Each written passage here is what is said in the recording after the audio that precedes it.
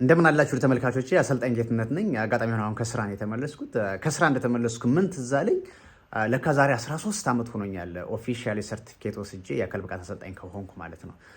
9 ዓመት ኢንዶኔዥያ፣ 1 ዓመት ሞሪሸስ፣ የቀረውን ደግሞ እዚህ አውስትራሊያ ደምሩበት 13 ይመጣል ማለት ነው። እና በዚህ በ13 ዓመት ውስጥ በጣም ብዙዎችን የአካል ብቃት እንቅስቃሴ ስራ አሰርቻለሁ። ከነዚህ ውስጥም የተለያየ ምክንያት አላቸው ወደ ጂምናዚየም የሚመጡበት ምክንያት ወይም ደግሞ ስፖርት እንዳሰራቸው ፈልገው የሚመጡበት ምክንያት ማለት ነው።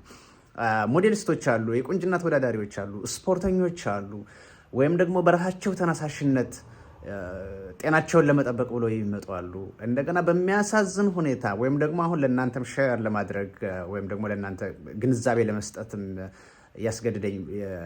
ያስፈለገኝ ነገርም ይሄ ነው። ሐኪም ወይም ደግሞ ዶክተር አዞላቸው የሚመጡ ሰዎች አሉ።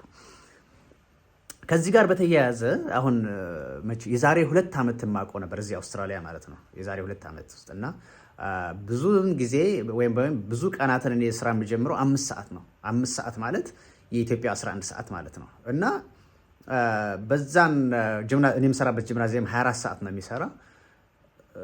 በጠዋቱ የሚመጡ ሰዎችን ታውቃቸዋለህ፣ እንተዋወቃለን። ብዙዎች ይመጣሉ እና ታውቃቸዋለህ። አንዱ ሲቀር ራሱ ትጠያየቃለህ። እና የሆነ ጠንካራ ሰውዬ ነበር።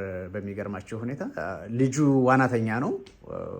ልጁ ዋኛል። የምሰራበት ጂምናዚየም ትልቅ መዋኛ እንትን አለው፣ መዋኛ ገንዳ አለው፣ የኦሎምፒክ ሳይዝ ማለት ነው። እና ልጁ ይዋኛል፣ እሱ ደግሞ አባትየው ደግሞ ጂምናዚየሙን ይሰራል። እና 5 ሰዓት ተኩል ወይም ደግሞ 11 ሰዓት ተኩል በኢትዮጵያ ሄዳችሁ ብታዩት በጣም ላብ በላብ ሆኖ በጣም ጠንካራ ነው። በጣም ጎበዝ ሰው ነው።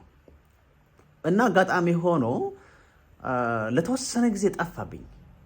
ምንም አላየሁትም፣ አይቼውም አላውቅም።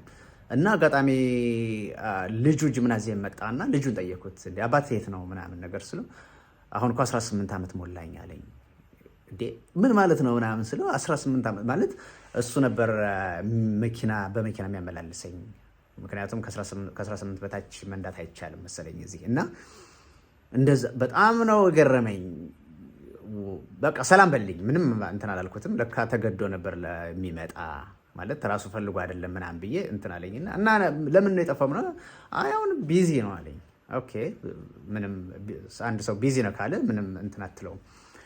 ከዛ አጋጣሚ ሆኖ ሩጫ እየሮጥኩ ነው፣ ሩጫ ጨርሼ እያሳሰብኩ እያለ አገኘሁት። ሰውየውን በጣም ወፍሯል፣ ሰውነቱ ጨምሯል ምናምን። ከዛ ሰላም ነው ምናምን ነገር ደነገጥኩ። በቃ ሳየው ማለት እንደዛ ሸንቀጥ ብሎ የነበረ ሰው በቃ የሆነ እንትኑን ስታየው፣ ሰውነቱን ስታየው፣ ፊቱን ስታየው ራሱ ጤነኛም አይመስልም።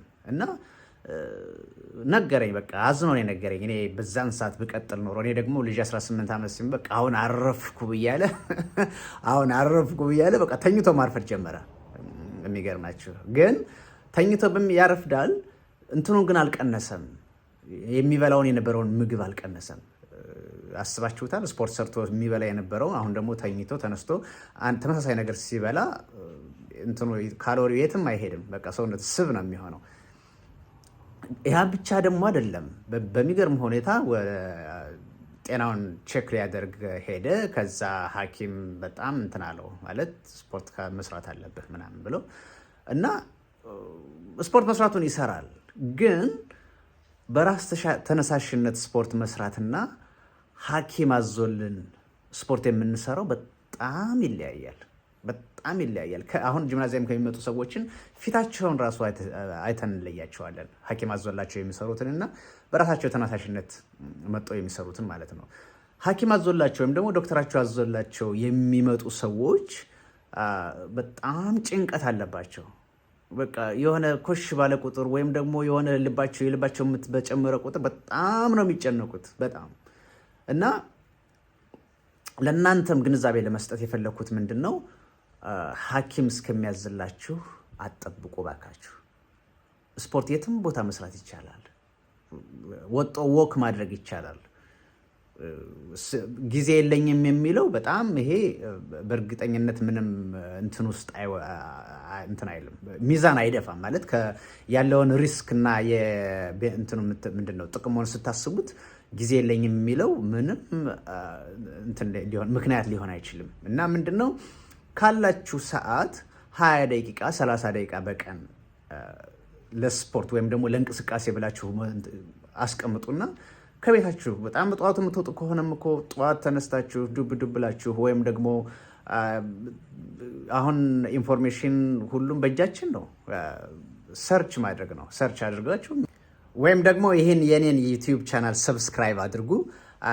እኔም እየተዘጋጀሁ ነው። በሳምንት ሚኒመም አንድ ቪዲዮ የ10 ደቂቃ የ20 ደቂቃ የ30 ደቂቃ የሚሆን ቪዲዮ እለቃለሁ። ይህ ቪዲዮ ወይም ደግሞ ይህ ቻናል ይጠቅማቸዋል ብላችሁ ለምታስቧቸው ለጓደኞቻችሁ ወይም ሆነ ለማንኛውም ሰው ሼር አድርጉት። ከተመቻችሁም ላይክ አድርጉት፣ ካልተመቻችሁም እለፉት። ቻው።